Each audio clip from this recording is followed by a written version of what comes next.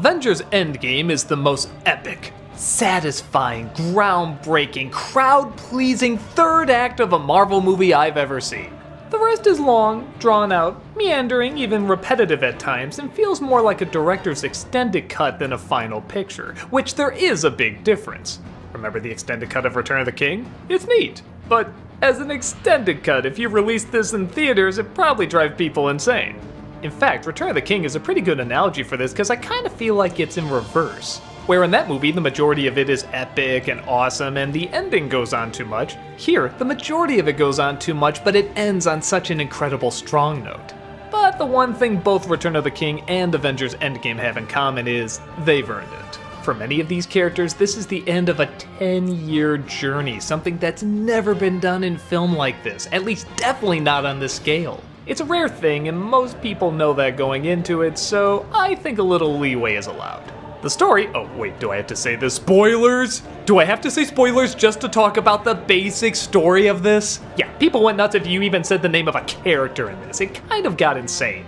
But look, I'm not gonna give away who lives or who dies or anything that everybody couldn't figure out. For Christ's sake, another Spider-Man movie was being advertised when this was being advertised. I think most people know the people that disappear from the snap are coming back. Or do you think Disney and Marvel thought this was such a good marketing choice to leave them all dead? Just use your brains. Anyway, 5 years have passed since the infamous Thanos snap, and what's left of the Avengers, as well as what's left of the world, have had a difficult time adapting to it. People have lost friends, families, partners. It's really torn everybody apart. Some have found peace, like the Hulk finally managed to balance himself out, being both half human and half Hulk. Tony Stark had his own family and is actually a good husband and father. But everything changes when Ant-Man is suddenly released from the dimensional portal thingamajig that he got lost in his movie. And he says this device might be useful to go back in time and change things in a way that doesn't really change things, and oh god, it's that time travel shit they're gonna act like makes sense but totally doesn't. So okay, on the one hand, you kinda know time travel has to play a part in this. I mean, how can't it? And honestly, it kinda surprised me the way they did it. I mean, I thought it was gonna be this one way, it was something totally different. But it does lead to a lot of problems, which I guess any story involving time travel would. It's not that it doesn't make sense, it's that it acts like it makes sense. Like, no, this is how it works. Forget about what you see in movies, and it pretty much does what they do in movies.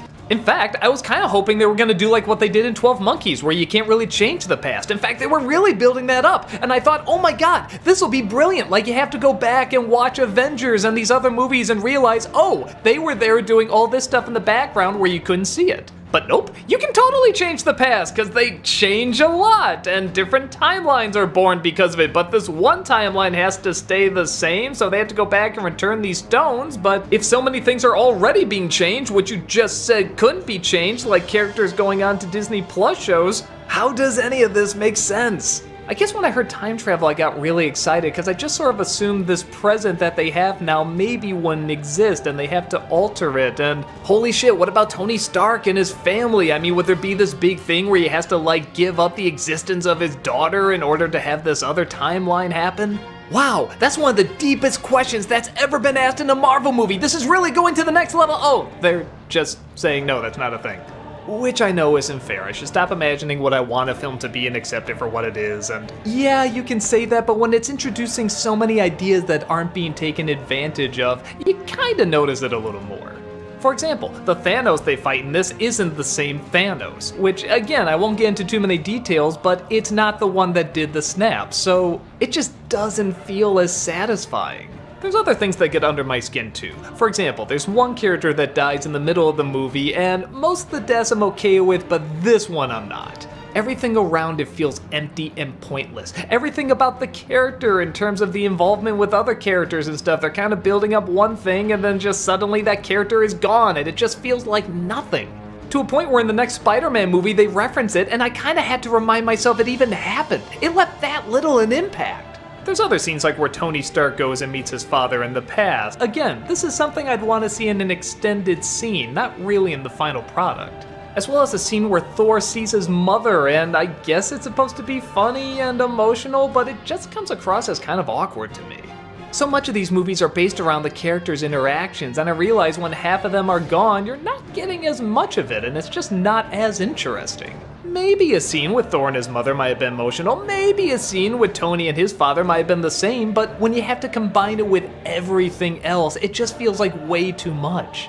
Even when the action starts, it's all kind of action we've already seen. I mean, some of it's cool. There's a scene where two Captain Americas fight, that's kind of neat. But what are you really rooting for here? Oh, I hope they get that thing you know they're gonna get, or even if they don't, you know they're gonna get it somewhere else? Because the villain is not in a lot of the movie, and when he is, it's kind of a different one, you don't really get that conflict as much. When Black Panther and Killmonger are fighting, you feel that buildup. When Spider-Man and the Vulture are talking, you feel that buildup. When Captain America's fighting Captain America, cool. When Hawkeye's battling these criminals we saw for a few seconds, neat.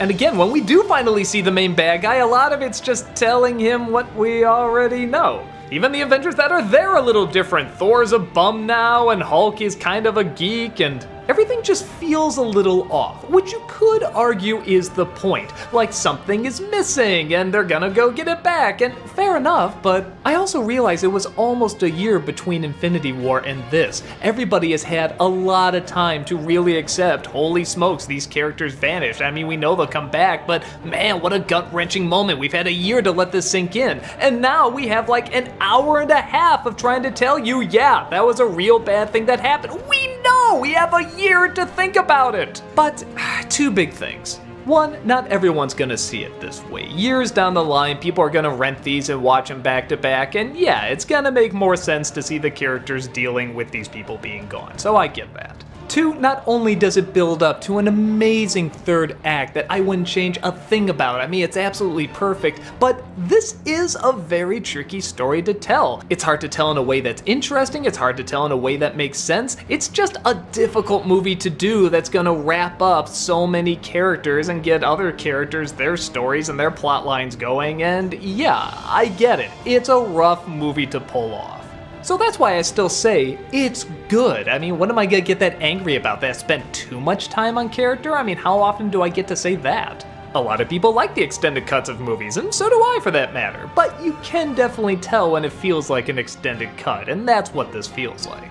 So yeah, it's not perfect, and I feel like people that watch it more and more are kind of seeing stuff that doesn't always connect together, but I wouldn't dare say don't go see it. I mean, like I said, the third act alone is absolute perfection. I never thought I would see something like this on the big screen. So many Marvel characters that I grew up reading and seeing on TV, and they're all there. Okay, it's not a perfect world, but they're mostly there. I remember when it was a big deal that Superman and Matrix and Pirates were going to shoot 2 movies back to back. Like, wow, that so rarely happens. And here, you have a whole enterprise of movies that's lasted over 10 years, and they all have to connect in one way or another, and that's insane. And they're so successful, and they're so entertaining, and even the bad ones aren't that bad.